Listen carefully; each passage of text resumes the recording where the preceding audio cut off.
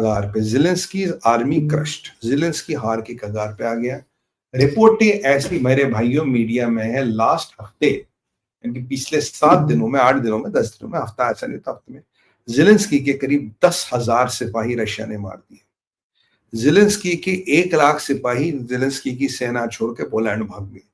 Zelensky ने 7 शहर Russia को खो दिए, क्योंकि अब रशिया थोड़े उच्च स्तर के हथियार यूज कर रहा है, और ये जो हथियार है इनकी रेंज 2,500 किलोमीटर, जिसको लेकर ट्रंप बौखला गया है यार।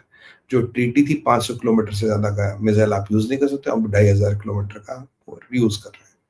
अब ट्रंप को जब ये पता लगा, उसने कहा न्यूक्लियर टेस्ट करेंगे। ट्रंप जब न्यूक्लियर टेस्ट की बात हुई, ट्रंप कहता नहीं जी मैं न्यूक्लियर टेस्ट करूंगा और मैं जमीन के नीचे करूंगा।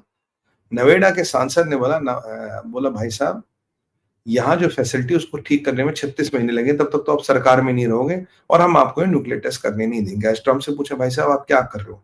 अब रशिया ने तो रॉकेट की क्षमता दिखाई ना, चाहे वो स्काईफॉल हो या सबमरीन की क्षमता दिखाई, उन्होंने डेटोनेशन नहीं किया। तो भाई साहब आप क्या करना चाहते हो? आप भी क्षमता दिखाओ, वो क्षमता दिखा रहा है। नहीं, हम टेस्ट करेंगे, हम न्यूक्लियर बम फोड़ेंगे।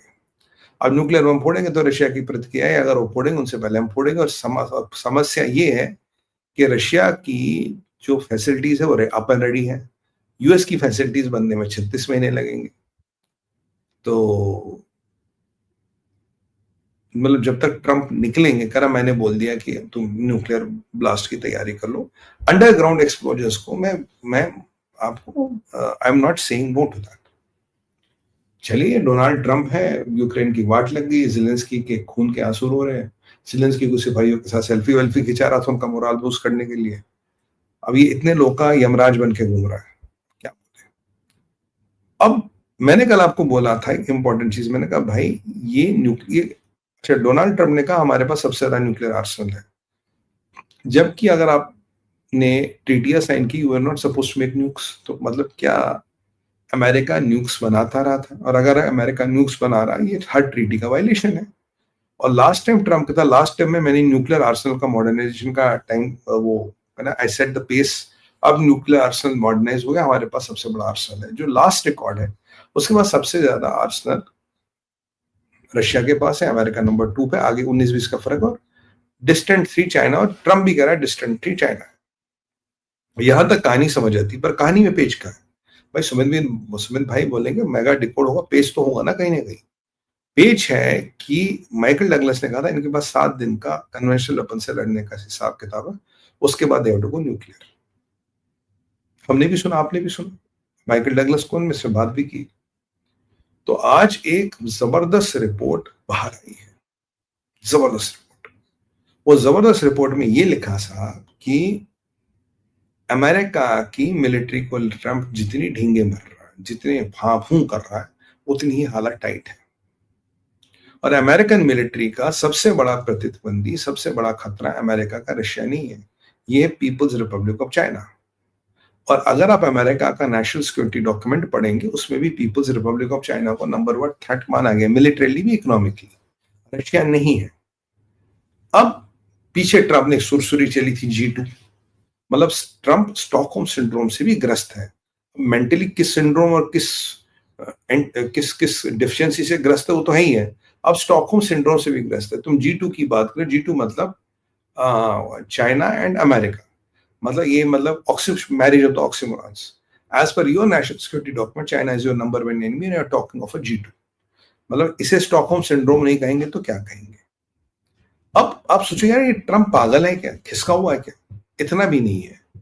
अब ये सारी चीजों का मैं आपको खुलासा करने वाला हूं। जो डॉक्यूमेंट आज लीक हुआ है और सीक्रेटली माना जाता है, ये कांग्रेस को बताया गया था, अमेरिका के पास चाइना से मुकाबले करने के लिए, अभी मैं चाइना और रशिया को एक साथ नहीं देख रहा हूं, चाइना को अलग देख रहा हूं, चाइना से मुकाबला करने के लिए करीब 300 जहाजों की कमी है, 300 साढ़े 300 जहाजों की कमी है।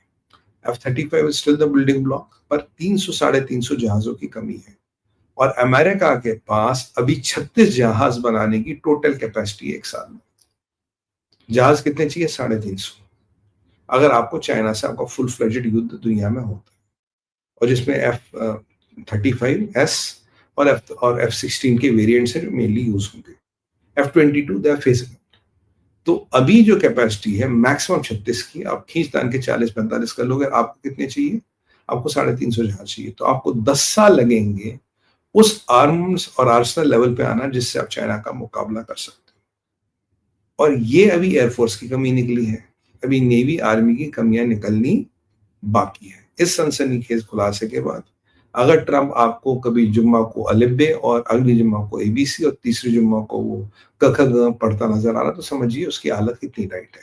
वो पीछे कुछ भी बोल देता, उसके जनरल बोलते साहब तिलों में तेल ही नहीं। याद कीजिए मर्केल डगलस ने क्या कहा था, 7 दिन का असला है कन्वेंशनल वेपन का, फिर न्यूक्लियर पे जाना पड़ेगा और न्यूक्लियर की टेस्टिंग करा रहा है।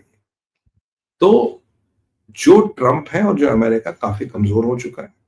मुझे लगा यार भारत के पास कुछ स्क्वाड्रन्स कम है, हम तो रोज कहते हैं सब स्क्वाड्रन लो, और हम तभी 2 फ्रंट 3 फ्रंट वॉर की बात करते हैं। यहाँ केवल चाइना से भिड़ने का लिए अभी हथियार नहीं, और ट्रंप कहता है US is the most powerful military and we have this and this.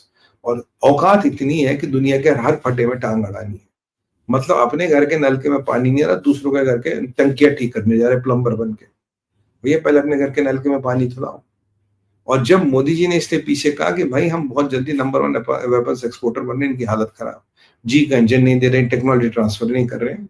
मुझे लगता है अमेरिका की जो टेक इंडस्ट्री उसको तो खैर झटका लगने ही वाला है। और कल मेरा एक प्रोग्राम आएगा, उसमें देखिएगा पी गुरुज पे चाइना को लेके, बड़ा sensational program, must not miss that. ये जेनिफर वॉन्ग की जो एनवीडिया उसको लेके कुछ इंफॉर्मेशन में शेयर कर रहा हूँ। बट एनीवे, तो ये जो समीकरण बन रहा है बड़ा डेंजरस बन रहा है। दुनिया को आप धमकियां दे रहे हो, दुनिया को बता रहे आपके पास 350 जहाजों की कमी है, और वो भी एस फाइटर्स। अभी हेलीकॉप्टर वगैरह का शायद असेसमेंट अलग होगा, और कैपेसिटी बनाने की 36%। तो इसीलिए मोदी जी कहते हैं मेक इन इंडिया, आत्मनिर्भर भारत। इसीलिए कहते हैं पैसे खरीद के भी अमेरिकन से लेने की कोई आवश्यकता नहीं। अमेरिकन कंपनी ऑर्डर तो ले लेगी, 10 साल में दे देगी, क्या करोगे जहाज का। भाई ऑपरेशन सिंदूर जब हुआ था, अगर हमारे पास अपना वेपन हुआ तो स्पेक हमने कंट्रोल किया, लिथैलिटी हमने कंट्रोल की, और उसके बारे में पाकिस्तान ने किसी को पता ही नहीं था, इसलिए हमने इनको इनकी नाल ठोक दी। अगर आपके वेपन नहीं होते तो आप जीत नहीं पाते। मोदी जी ने क्लियर तो बोल दिया उस दिन, कहना आपके वेपन नहीं होते आप जीत नहीं पाते। जीतने के लिए आत्मनिर्भर भारत और मेक इन इंडिया जरूरी है। ये मैं शॉक हो गया जान के, only they can make 36 planes in year. तो भाई इस हिसाब से तो 10 साल लगेंगे, और 10 साल में चाइना कहाँ पहुंच जाएगा। पर चाइना और अमेरिका में से चलेगा तो एक ही लॉन्ग रन, एक को जाना है। अब ये कौन जाएगा, कैसे जाएगा, this is to be contemplated. और उस पे तुर्किया को भी F-35 चाहिए, मोहम्मद बिन सलमान को भी F-35 चाहिए, 2500 लोग को F-35 के लारे जब पे दे रहा, अपनी फटी पड़ी, अपने लिए F-35 है नहीं, दुनिया में बांट रहा ट्रंप। अब इसके जैसा खोखला और थोथा और घटिया आदमी आपने देखा है? घर में राशन के पैसे नहीं, बाहर भंडारा लगा रहा। भैया इनको ऑर्डर दोगे कहां से? इसलिए भारत शाणा निकला। भारत को इसने F-16, F-35 क्या क्या फंसा था। इवन लोग तो कह रहे हैं F-22 रैप्टर भी है, दिया था पहली बार भारत को, जो आज तक इवन इसराइल को उन्होंने नहीं दिया। But Raptor is unparalleled machine, उसमें कोई डाउट नहीं, बट उसकी अलग कहानी, उसमें नहीं जाएंगे आज। तो भारत ने मना कर दिया, भारत सू में जा रहा है। क्यों? भारत अगर सू लेगा 57, तो आपको पूरा platform, technology transfer, components, spare सब मिलेगा। यहां अगर भारत ने असेसमेंट किया होगा, अपनी तो इनकी लगी पड़ी है, साला अपने लिए जहाज नहीं बना पा रहे, तो तुम्हें कहां से जहाज देंगे? राफेल आपने ऑर्डर दिया, जहाज आया, राइट? राफेल को ऑर्डर दिया, जहाज आया। अपाची चिनूक को ऑर्डर दिया, जहाज आ गए। कुछ कुछ उन्होंने भेजे, कुछ नहीं भेज रहे। अगर आप F-35 ऑर्डर देंगे साहब, पैसा टेबल पे भी रखेंगे, घंटा जहाज आने वाला। तो ये जो कई बार जियो पॉलिटिक्स में और पॉलिटिक्स में चीजें करते हैं, इनके पीछे बहुत परतें होती है साहब, बहुत चीजें होती है जो डिकोड करनी पड़ती है, समझनी पड़ती है। मे बी मैं कई बार हैरान होता है, अमेरिका भी तो टेक्नोलॉजी ट्रांसफर कर रहा, भारत इंटरेस्टेड क्यों नहीं है? क्योंकि अगर हम प्रोडक्शन कैपेबिलिटी को देखें, दे आर नॉट देयर। और याद कीजिए जनरल रूट ने क्या कहा था, कहता पुतिन हमसे 3 गुना ज्यादा फास्ट हथियार बनाता है, 1/3 कीमत पर, मिसाइल हमसे 10 गुना तेज बनाता है। तो आप बताइए F-35 या Su-57। तो अब जो चीजें खुल के आ रही, तो air force people are the best people to decide. I am nobody to advise, neither are you. But कहीं ना कहीं अगर Su-57 की तरफ रुझान जाता दिख रहा है, there are solid reasons for it. This is all logical based decision making. ये नहीं कि मुझे क्या पसंद है, उसको क्या पसंद है, so all logical based decision making. ये है अमेरिका बहादुर की कहानी, ये है अंदर की कहानी। जेडी वेंस डिवोर्स दे रहे हैं, और अपने को 350 जहाज चाहिए, जिसमें 10 साल लगेंगे। क्या आपको लगता है 10 साल बाद अमेरिकन इंडस्ट्री का डोमिनेंस होगा? देखो रशिया भी हमें इंजन देने को तैयार है, हम अपना भी बना लेंगे, हमें साफरान भी दे रहा है। और अभी पीछे हमने रशिया के साथ एक कॉन्ट्रैक्ट साइन किया, जिससे हम 100 सीटर ट्रांसपोर्ट प्लेन भारत में बनाएंगे। आपको पता ही होगा। तो ये हम क्यों कर रहे हैं? बिकॉज़ हमें भी पता है कहीं न कहीं इन तिलों में तेल नहीं है। अब अगर ग्रेटेस्ट मिलिट्री और दिस इज अंदर से औकात नहीं रही अमेरिका की। अमेरिका काफी खोखला हो चुका है।